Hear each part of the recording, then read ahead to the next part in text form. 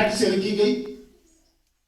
जब हमारे कायद को, अमराहा को गैर कानूनी तरीके से उन लोगों ने गिरफ्तार किया जिनके पास कोई मैंडेट नहीं था, उनकी गिरफ्तारी बिलाजवाब ऐसे लोगों ने गिरफ्तार किया और 200 मुकदमात जाली बुलाए गए। उनके ऊपर कातराना हमले हुए वजीराबाद में। उन्होंने इसके बावजूद भी जब उनको कातराना हमला किया गया, उस वक्त भी उनको मैसेज दिया गया कि आपकी जान जा सकती है, तो हमारे कायद ने उस वक्त भी अपनी जान की परवाह न करते हुए एक ही ऐलान किया कि पाकिस्तान का मतलब क्या, ला इलाहा इल्लल्लाह, तेरा मेरा रिश्ता क्या, ला इलाहा इल्लल्लाह।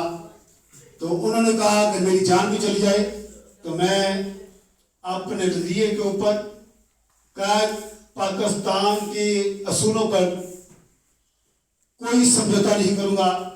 तो मेरे भाइयों, बहनों, बच्चों, बुजुर्गों, इस वक्त मुल्क इंतहाई इंतशार, खतरनाक, इंतहाई नाजुक दौर से गुजर रहा है। हम सब की जिम्मेदारी है, अगर आप ये समझते हैं कि 75 सालों से वो कुव्वत, वो कुव्वतें जिनको हम स्टैब्लिशमेंट कहते हैं कि वो मुल्क को ठीक कर सकती हैं, तो मैं ये समझता हूँ इससे बड़ा बोंडा मजाक और कोई नहीं हो सकता पाकिस्तान के साथ।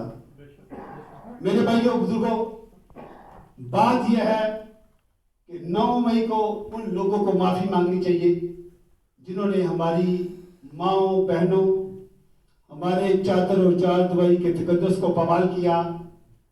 आज भी हमारी माएँ बहनें, हमारे कारकुन 10 से 15 हज़ार, हमारे कायद की